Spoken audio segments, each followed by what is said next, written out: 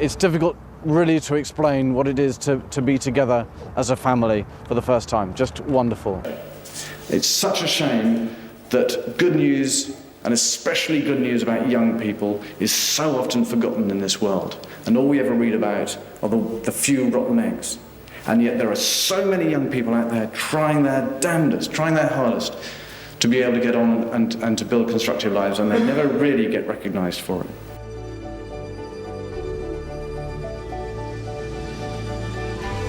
His mother was the United Kingdom's much-loved queen for over 70 years, and since her death, his eldest brother has taken to the throne. But what do we really know about the Queen's youngest son?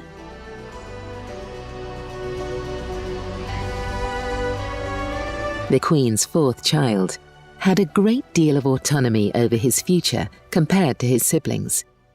He did not have a path laid out for him in the same way that his eldest brother, now King Charles, had.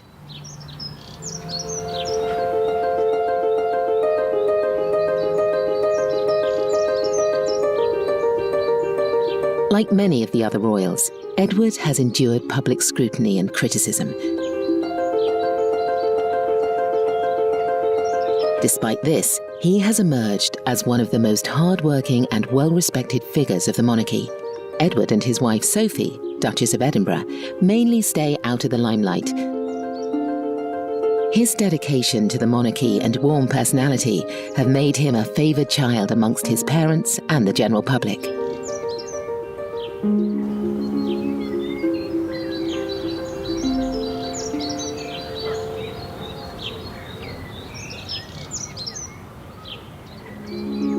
Prince Edward was born on the 10th of March in 1964 and is the youngest child to the late Queen Elizabeth II and Prince Philip, Duke of Edinburgh. The Duke of Edinburgh broke royal tradition and witnessed Edward's birth. He held the Queen's hand as Edward was born. Some believe this is why Philip and Edward had such a warm and loving relationship. During King Charles III and Princess Anne's childhood, Queen Elizabeth was remarkably busy with royal duties, which included travelling overseas for long periods.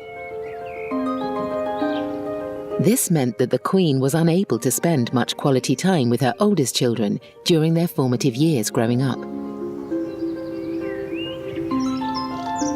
Prince Edward and his brother Prince Andrew, Duke of York, were born many years after their older siblings. In fact, Edward is nearly 16 years younger than Prince Charles. Just like his siblings, a governess was appointed to look after Prince Edward. However, his parents were much more involved in his upbringing than they were with his older siblings, which naturally created a strong bond between Edward and his parents. The young prince certainly had a royal upbringing, and at just 2 years old, he learnt how to ride a pony. Edward was quiet in comparison to his brother Prince Andrew, and it was reported that he would be the target of bullying by his older brother, who would often throw tantrums. In school, Edward excelled in sports and drama, and often outperformed his older brother. Edward attended Gordonston School in Scotland, the same school that his father attended in his youth. The prince's bubbly personality and interest in extracurricular activity meant that he performed well at school. He was even elected as the school's head boy. Edward studied English, history and politics for his A-levels and received the grades C for English and D for history and politics. Despite receiving lower grades than required for admission, Edward went on to study at Jesus College, Cambridge. Initially, there was a hostile reaction from some students, as Edward was accepted into Cambridge with much lower A-level grades than usually expected of students. Prince Edward was 10 minutes late for his first day at college. Even though officials at Jesus say he's going to be treated just like any other student, far from being told off, the prince was warmly met by the master of the college, Sir Alan Cottrell, and his wife, Lady Cottrell. Other students who had to come in round the back looked on, as did the man who'll keep him on time from now on. However, the other students warmed to him, and he engaged in many different extracurricular activities while at university. This included the university's RAG events. During one of these events, students had a race.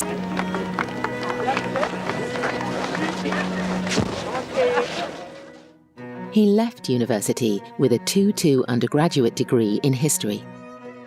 After graduating in 1986, Edward joined the Royal Marines. However, he dropped out of the commando course after just 3 months.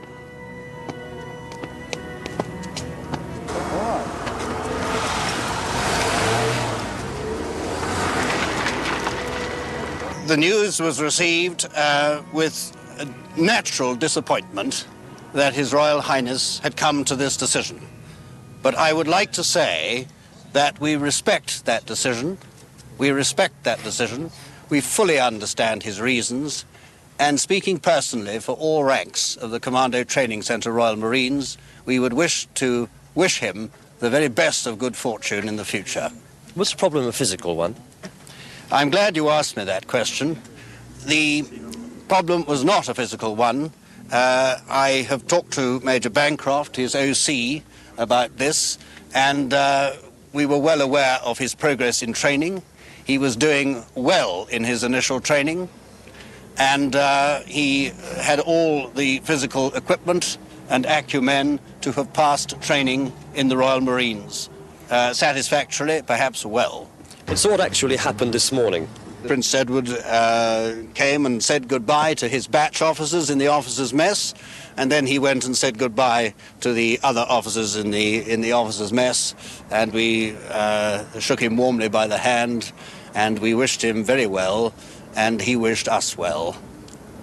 This afternoon, Colonel Moore addressed a morale-boosting meeting of staff here. The Marines, he said, will soldier on. Prince Edward's future uncertain, but sure to be the subject of much speculation in the weeks ahead. Vernon Mann, News at 10 at the Commando Training Centre. A few months after leaving the Marines, Edward produced the charity TV show and acted as captains for a celebrity tournament at Alton Towers. The royal captains were Prince Edward, Princess Anne, Prince Andrew, and his then-wife, Sarah Ferguson. Prince Edward helping to organise this major charity event. It's something he got involved in by chance, and he persuaded the other members of the royal family. It might be a nice idea for a contestant to get one, is it? It took quite a lot to convince me to begin with, and then after that I approached them, and the idea was actually quite easy to put forward. And the four captains are four captains who are non-competing. So they're not actually competing in the game, so there's no division between the captains, and they don't get involved in the sort of the competitive side of it, the sort of the nitty-gritty element. Has there been much jesting in the family about which team might win? Not yet. Not yet. But I should think as the time gets closer and as the teams are finalised and balanced, and then I think there probably will be maybe a few odds laid on. Do you have any particular skills? Are you good at balancing things on your head or handling awkward objects? I suppose so. I don't know. I've never done it before. I mean, if I was taking part, I'd be exactly the same boat as everybody else who's taking, any other team members. I mean, wherever they come from, whether they're from sport or music or film, television, whatever, they're all in the same boat because they won't have done anything like this before. So, naturally, they're all slightly worried as to what games they'll be taking part in. But having said that, they'll be in exactly the same boat as whoever on the opposing teams are involved in that, because they'll have never done anything like it before in their lives. So probably never again. Your father, the Duke of Edinburgh, must be rooting for you as you're supporting his charity. Possibly, yes. Only possibly? Only possibly, because there's also the World Wildlife Fund, you see. So he's keeping a distance. Yes, he's keeping quite a neutral role in this. The Tudor book is heavy at 6-4 against. Well, that sounds pretty good odds. That sounds pretty good odds. I mean, it looks a very, very strong team, laden with, I see, Olympic athletes like Steve Cram, Tessa Sanderson, Sarah Hardcastle. How do you account for this apparent ringing of your team? No, not at all. No ringing at all. No, it was just the way the cookie crumbled. We shall now move on then. Good luck! When his press conference began, he was still joking. First of all, I have to apologise if I go to sleep at the middle of this. He went on to thank the organisers and all the participants of the special It's a Knockout competition, and then said how much his own family had enjoyed taking. quite shy, private and reserved person, and I think he perhaps felt that she was taking too much of the limelight from other members of the royal family. He sees it very much as a team operation, reporting up to the CEO, and I think there was a danger that people felt that Diana was taking too much of the limelight. Prince Edward initially wanted to balance his own career goals with his duty to the crown. He always had a passion for the arts, and growing up, he enjoyed theatre and performance. He acted in something called Cambridge University Light Entertainment Society. He started off running his own production company and working in the theatre. And I think that remains still a very strong love of his.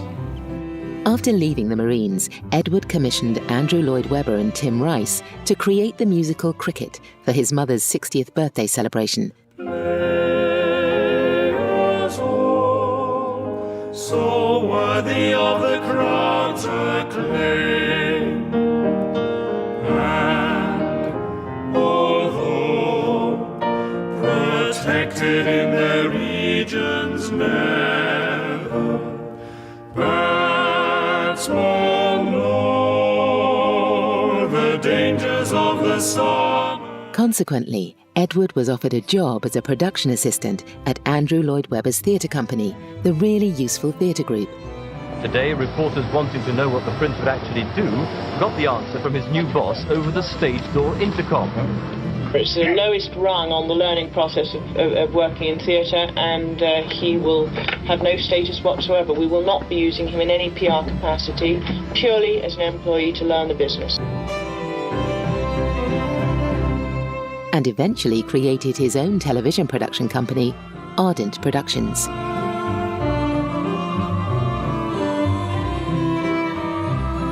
In 1987, he said, "I love the razzmatazz of show business.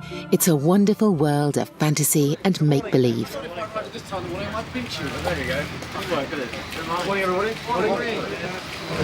So can we just ask you about your new job? What are you hoping to be doing?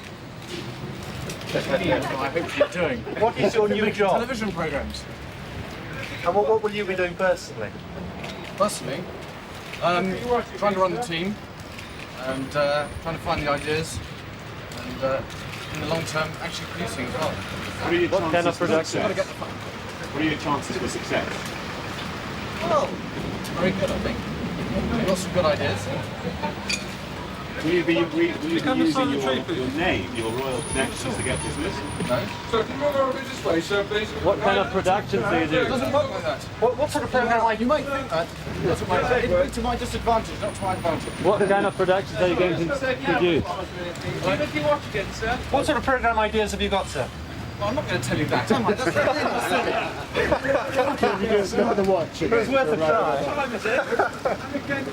I'm early. That's what time it is. Anything else? Okay. Thank you very much. One more wave, thank you. So you're not carrying a business card, are you, sir?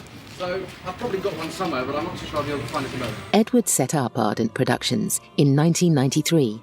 He stated that the name stood for ambition, motivation, and strength.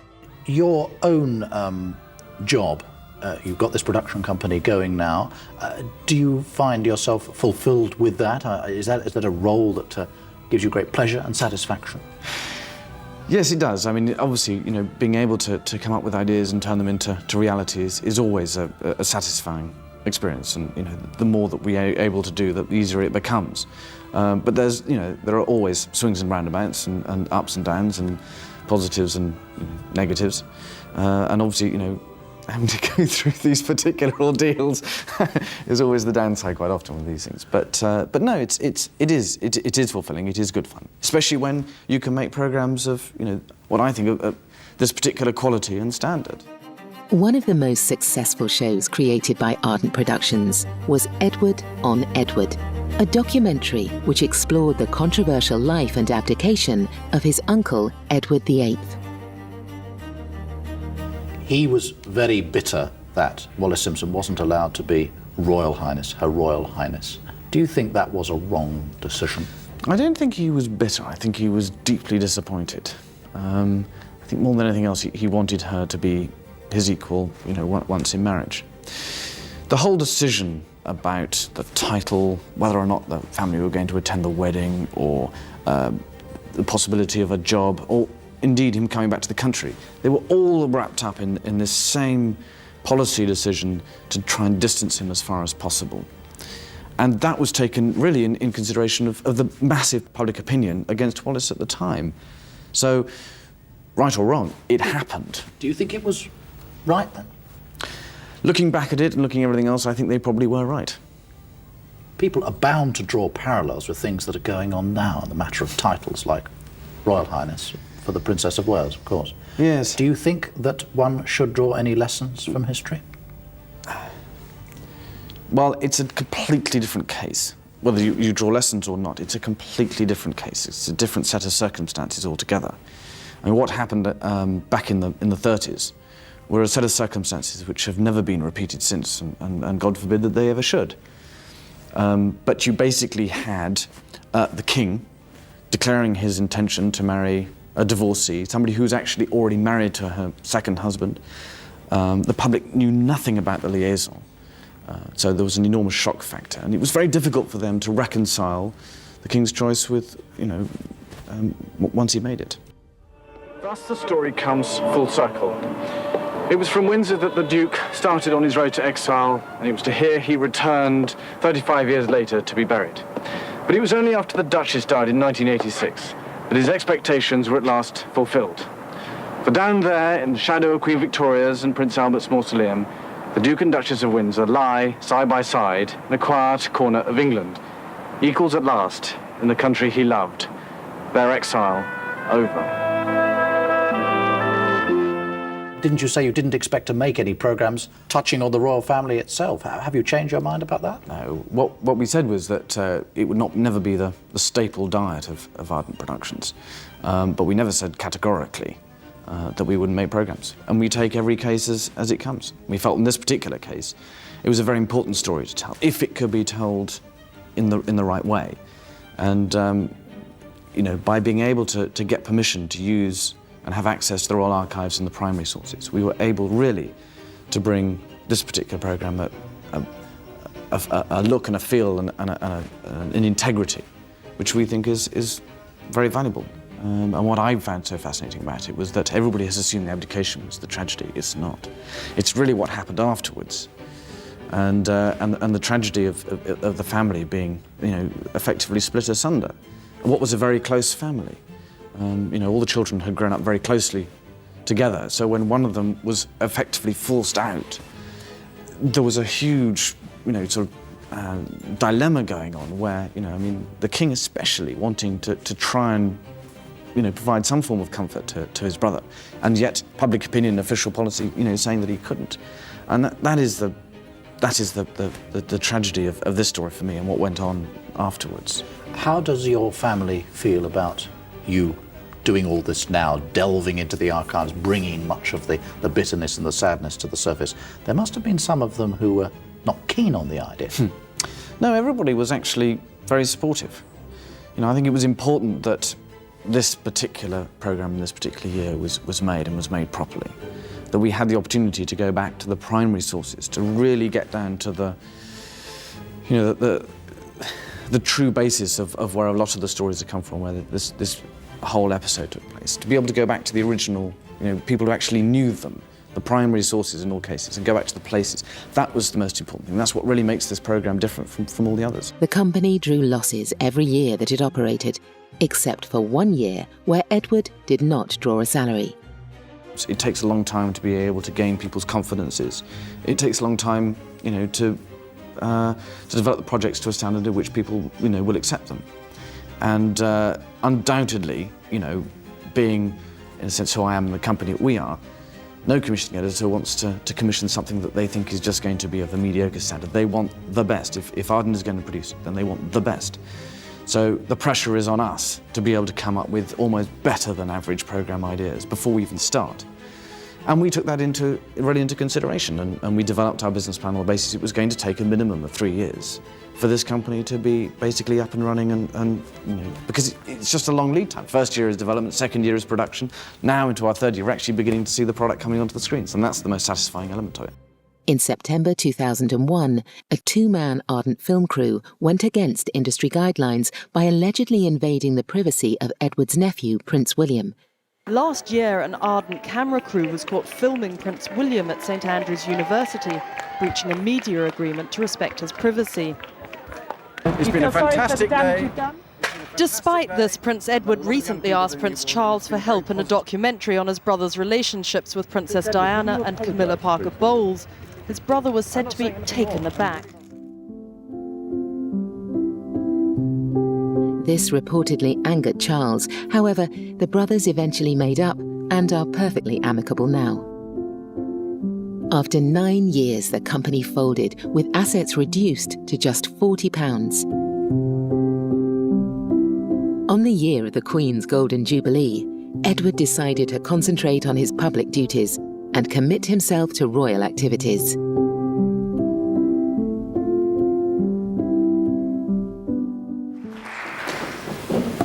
Thank you very much indeed.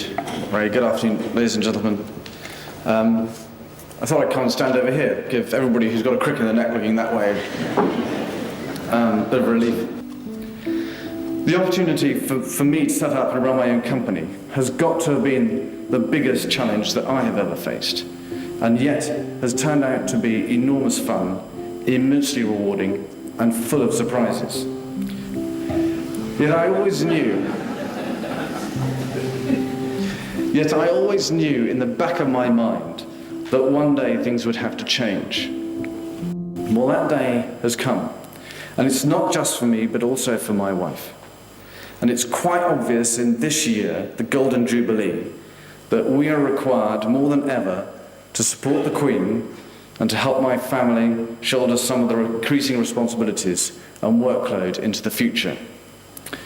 Now, my wife has already ceased her day-to-day involvement in the management of her company, and I will cease my day-to-day involvement at the end of this month, when I will step down as Ardent's Director of Production and Joint Managing Director. And when we've filled our current obligations, we will cease to have any connections with our companies, and then we'll all be free to pursue our own courses. I think they realised that the only way they could make this work was to be full-time working royals, which of course the royal family needed. They needed people from a younger generation, people who could pick up the slack. There's huge demand for royals to open things and be patrons of organisations. And I think one of the problems at the moment is there's just not enough royals to go around for all the jobs that are required. Prince Edward is the only child of Queen Elizabeth II that has not been through a divorce. He has been married to his wife, Sophie, Duchess of Edinburgh, for over 23 years. So, there's one not paying any attention. Right, okay. Mad? My picture editor. Your picture editor, that's all he wanted, was it? Just one. Well, Sophie and Edward met really through her work doing PR. She was promoting a real tennis match in which he was playing. They had a long courtship. They didn't actually marry until 1999. No, it's just, I mean, it's impossible for anyone else to understand, why it has taken me this long, but I don't think it would have been right before, and I don't think Sophie would have said yes if I'd said before, and hopefully by the fact she did say yes, I must have got the timing right, so...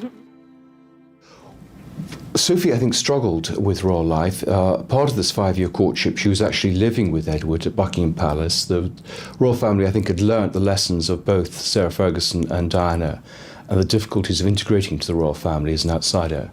And so she was sort of being groomed for the job, and also to make sure she was up to it, wanted to do it. But of course, this was a period where there were problems within the marriage of the Prince of Wales and Diana. Fergie and Andrew were separating and then divorcing. Princess Anne divorced from her husband and remarried. So there was a huge turmoil. We, of course, had the Windsor fire, which raised questions about the royals paying tax and what was private and what was public, the cost to the taxpayer of their security. So there were a lot of controversies going on. And I think it was against that backdrop that I think Edward and Sophie wanted to do their own thing very, very quietly. According to the book, Prince Edward, a biography, the Queen, soon after meeting Sophie in the early 1990s, noted, "You wouldn't notice her in a crowd. However, The Queen and Sophie became close, and she spent a lot of time at the palace apartments long before she and Edward were engaged. After 6 years of dating, the couple decided to get married when they were both 34 years old. Could you give us some idea how you actually asked the question? Ooh. Well, I spoke it. So no, I managed to take her completely by surprise. She had no idea that it was coming, and which was what I really wanted to do. I mean, the trouble is everybody always speculating always made it very difficult. Every time there was another round of speculation, I had to go very quiet again. So. Did you say yes immediately? I was slightly stunned for a minute, and then I suddenly realised I should actually answer the question, so then I said yes. I said, yes, please. What kind of wedding are you planning? A family one, hopefully. So, I mean, there's no such thing as a private wedding, but I hope that it'll be predominantly a family wedding.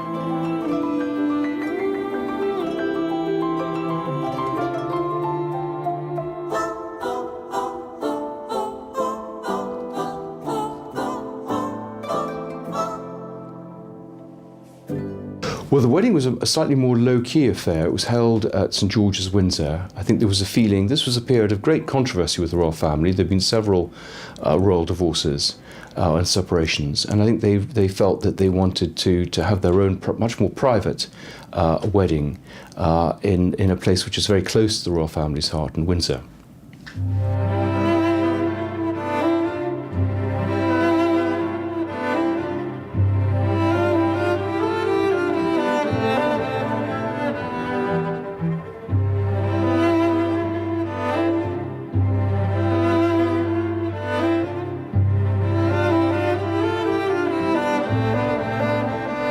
What's the thinking, sir, behind the wish to have it at St George's Chapel in Windsor? I don't know. I just always have enjoyed St George's. It's and Windsor especially, and it's just a wonderful setting. It's a glorious piece of architecture, and it's somewhere slightly different. But are you hoping for a slightly less public, lower-key wedding than others? Yes, I think so. That's not going to be deeply unpopular. You were nodding very emphatically then, Miss Richard. Yes. Why? Well, I think getting married is a very personal thing. Naturally, there's going to be more interest in us than there would be in other people, but it is a personal matter, and it's a family matter. What is it that makes you get along so well? I don't know. We just do, really. I mean, it's just. I think we share a number of interests. We laugh a lot. We have a great friendship. Yeah. Rather than receiving a dukedom, Edward was named the Earl of Wessex after his marriage in 1999. According to the Sunday Telegraph, Edward was drawn to the name. An aide once stated that the Queen talks to Sophie in a way that she used to talk to Princess Margaret. Sophie and Edward are a reliable couple who often turn up to royal events and provide little scandal. The pair live as low-profile a life as modern royals can. Edward and Sophie are quite good at distancing themselves from drama, from any fallouts, whether that's Prince Harry, Prince William, or anything else. And when asked about it, they kind of say, that's not really our area. We try to stay out of that, focus on their family, and focus on, being working royals. In 2001, Sophie, Duchess of Edinburgh, was airlifted to hospital from her home in Bagshot Park, Surrey, by Thames Valley Air Ambulance after she suffered a potentially life-threatening ectopic pregnancy. The Duchess has become its royal patron and said in a statement, having personally benefited from its expert crew in 2001, the Countess knows only too well every day anyone in the community could be in urgent need of the organisation's vital emergency service. Edward and Sophie went on to have 2 children together, Lady Louise Windsor, born on the 8th of November 2003, and James, Viscount Severn, born on the 17th of December 2007. Well, Sophie, I think, was a change from previous royal births because she chose to have the children born in a National Health Hospital, I think, all the way through, they've had a very sure touch about what works well with the public. They're very low-key people. They didn't want titles to their children. They felt that would, or at least they wanted to leave them to make a choice. And in many ways, she is rather like Princess Anne, the sense of getting on with the job, not making a fuss, and really putting duty above everything else. Louise was delivered by emergency caesarean section due to placental abruption. Louise was transferred to a neonatal unit in St George's Hospital, Tooting, London. After a week, Sophie and her daughter were reunited. That, our baby girl has recovered well enough that she can come here to join Sophie, which is fantastic. And it's been quite an emotional moment, as you can probably imagine. Two other things I want to say, which is, first of all, obviously to thank the medical teams, especially the neonatal unit in St George's, who've just looked after our daughter fantastically well over the last week and have been absolutely brilliant. And for the team here at Frimley, who are now going to carry on and look after her, and the way they've been working together. This has been a fantastic day in our lives, a day of great relief, great joy, and it's difficult really to explain what it is to be together as a family for the first time. Just wonderful. Lady Louise was born with a rare eye condition, esotropia, for which she had an unsuccessful operation at just 18 months to correct her vision.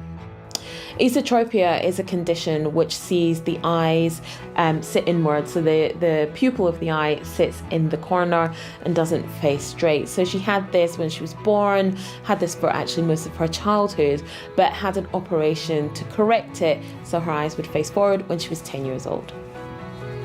Despite their family's royal status, Edward and Sophie have attempted to give their children as normal a childhood as possible, opting to keep them out of the limelight wherever they can. Lady Louise Windsor loves horseback riding and rode in the Queen's 90th birthday celebrations, and she's also taking up Prince Philip's love of carriage driving, something that he was known to love all his life, so she does that as well.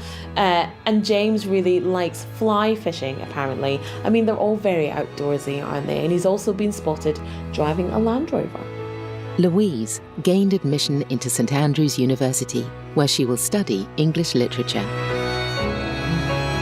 Much like most of the public, the family were locked down in their home in Surrey during the coronavirus pandemic.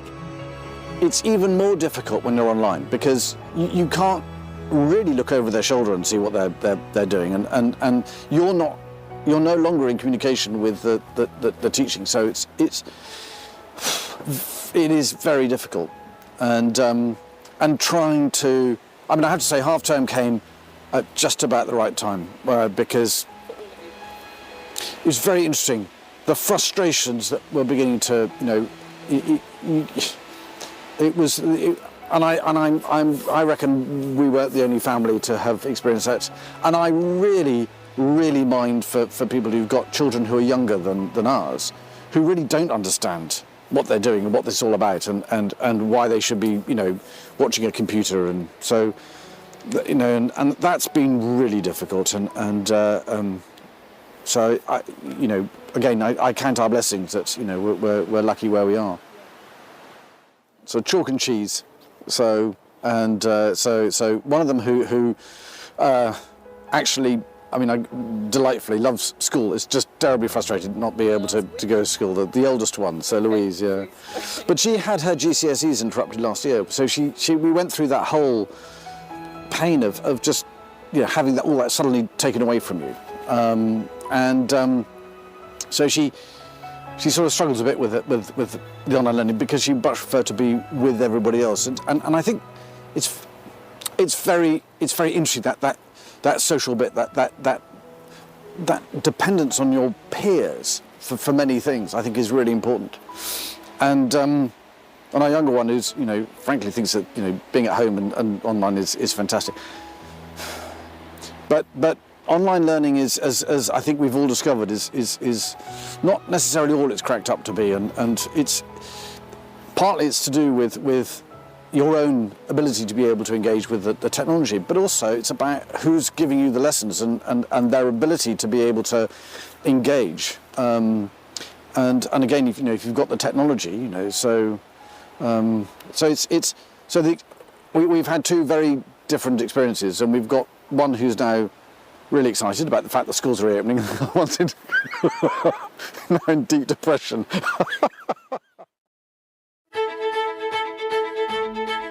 As a teenager, Edward completed the Bronze, Silver and Gold Duke of Edinburgh Awards and took pleasure in partaking in all the activities required to complete the awards. He enjoyed the activities so much that he would leave a journal on the side of his bed that described his thoughts and feelings while completing the awards. Edward has remained committed to the Duke of Edinburgh Award throughout his life. The award was founded by Prince Philip in 1956 and helps young people build their confidence and develop key life skills to reach their full potential. It is one of Edward's father's greatest legacies. Started by his former headmaster, Kurt Hahn, who, when it was rolled out beyond Galdenstone, came to my father and said, would you get involved in this? And my father got Lord Hunt involved in helping to shape how it would roll out, and that was, of course, was one of his geniuses, really. Philip was very proud of his son's passion for the award, and it made sense that he wanted his son to take on this historic title. Well, no, I mean, I'd known about it before that because we had a sort of version of the award at school. But that was, the principles were the same, it was non-competitive. And all you had to do, you had to choose one event in running, one event in throwing, and one event in jumping, and you got an award. So that was the basis was there. When he came, that was what he really wanted to revive as a county badge scheme. But when we put the originating committee together, people thought, well, perhaps we ought to broaden this a bit. So that's why we added in voluntary service and skills and an expedition, as well as a fitness section. So it became a 4-section scheme. After Charles became king in 2023, he awarded Edward with the title of Duke of Edinburgh on his 59th birthday. Quite a birthday present. He's now patron of the Duke of Edinburgh Award and feels honoured to follow in his father's footsteps. Congratulations to each and every award holder and achiever here today. This event is to celebrate and to recognise your achievements. And that's the great thing. At the end of the day, these young people end up with a certificate and a badge that recognises the achievements that they have done. And that standard is not just in the United Kingdom, it's in 114 countries around the world. They are part of an international standard, which is, and it's about your character, it's about you as a person. Every award is very personal to that particular person. It reflects their interests, their background, their circumstances, their passions. Hopefully passions that will drive them on throughout their life. It's such a shame that good news, and especially good news about young people, is so often forgotten in this world. And all we ever read about are the few rotten eggs. And yet there are so many young people out there trying their damnedest, trying their hardest to be able to get on and to build constructive lives, and they never really get recognised for it. The award is now operating in more than 130 countries. Edward has since been aiming to accomplish the charity's long-term ambition of ensuring that any young person, no matter their background, has the opportunity to complete the award.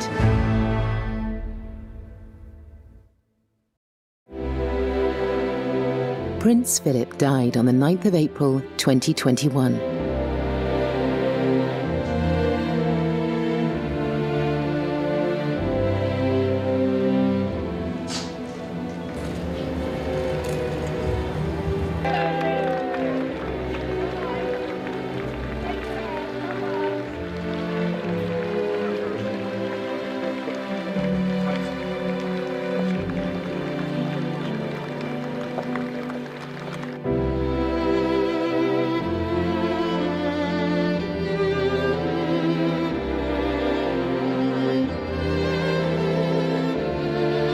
It was always his humour that came through, and the twinkle in his eye, and he was very, very good at it. Naturally somewhat biased, but I think our children have done rather well under very different and difficult and demanding circumstances. I hope we can be forgiven for feeling rather proud of them. And I'm also encouraged to see what a good start the next generation is making.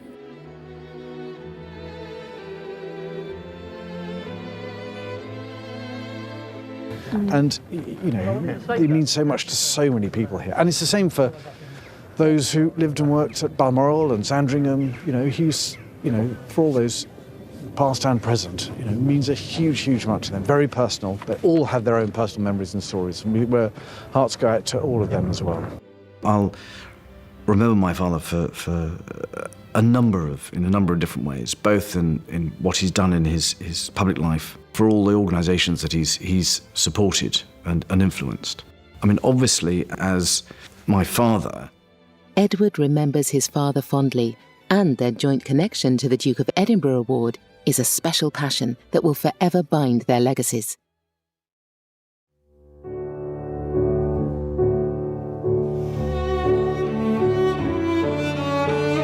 The reign of Elizabeth II comes to a close after 70 years at the age of 96. Her son Charles is now king. On behalf of all my family, I can only offer the most sincere and heartfelt thanks for your condolences and support.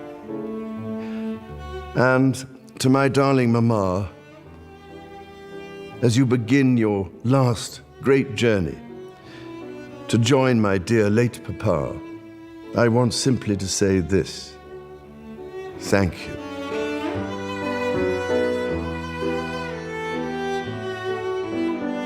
Queen Elizabeth II died on the 8th of September 2022. She was Britain's longest reigning monarch and was a steady symbol in many people's lives. Her death shook the nation. Edward and Sophie spent nearly every weekend with Edward's parents, which allowed Queen Elizabeth to enjoy her grandchildren, Lady Louise and James, Viscount Severn, before her death. And actually, in the last months of the Queen's life, Sophie, the Countess of Wessex, as she was then, spent a lot of time with the Queen. And so, yeah, the two of them are definitely favourites in the royal family. Edward stated that the death of his mum, Queen Elizabeth II, left an unimaginable void in all our lives. He also described the pleasure he takes in his children enjoying the places and activities that their grandparents enjoyed so much. Prince Edward is certainly a much-loved royal. He is charming, well-respected, ambitious, and dedicated to his family.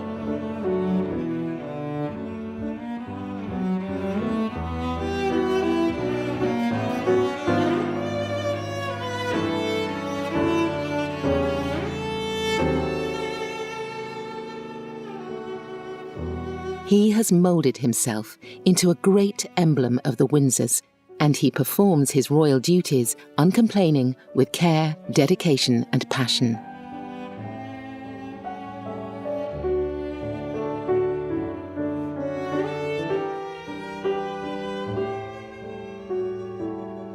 No wonder Prince Edward, Duke of Edinburgh, was considered to be his parents' favourite child.